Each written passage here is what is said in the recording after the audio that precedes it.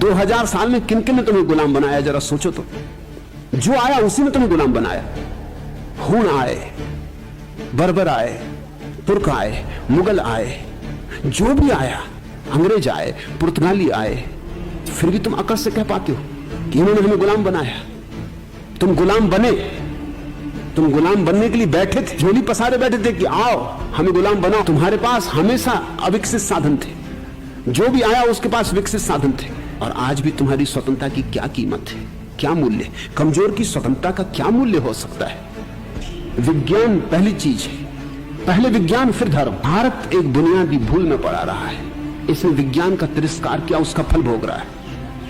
विज्ञान के तिरस्कार के कारण तुम 2000 साल गुलाम रहे हो, किसी और कारण से नहीं। और अभी भी विज्ञान का तिरस्कार किया तो तुम भ्रांति में ही हो कि तुम स्वतंत्र हो। तुम्हारी स्वतंत्रता 2 मिनट में मिटाई जा सकती है। क्या करोगे तुम अणुबम के मुकाबले? क्या करोगे तुम हाइड्रोजन बम के मुकाबले? तुम्हारी स्वतंत्रता दूसरों की कृपा पर निर्भर है, ख्याल रखना। तुम्हारी स्वतंत्रता 2 क्षण में मिटाई जा सकती है। और हमें शर्म भी नहीं आती ये कहते हुए कि फिरंगियों ने हमें गुलाम किया। तो तुम गुलाम हुए क्यों? इतना बड़ा देश, 40 करोड़ का देश, कुल 3 करोड़ संख्या वाले देश का गुलाम हो गया।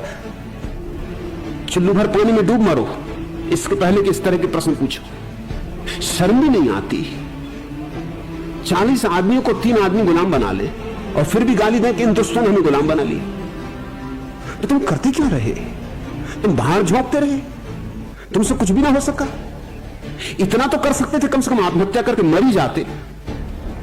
और तुम तो आत्मा की अमरता में विश्वास करने वाले लोग, तुम्हें कम से कम मर तो जाना ही था।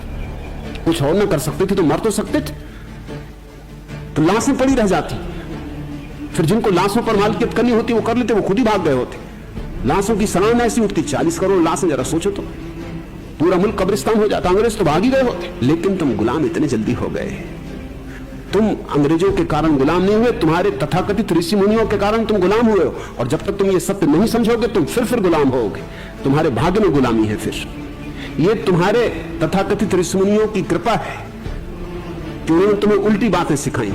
तुम दुनिया की सबसे पुरानी सभ्यता हो। तुम्हारे पास तो विज्ञान परम शिखर पर होना चाहिए था, लेकिन तुम्हारे तथाकथित धर्मगुरु तुम्हें भगोड़ा बनाते रहे, पलायनवादी बनाते रहे।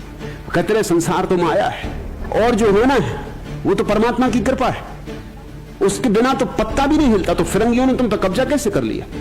फिरंगी तो तुम्हारे परमात्मा से भी ताकतवर मालूम होते।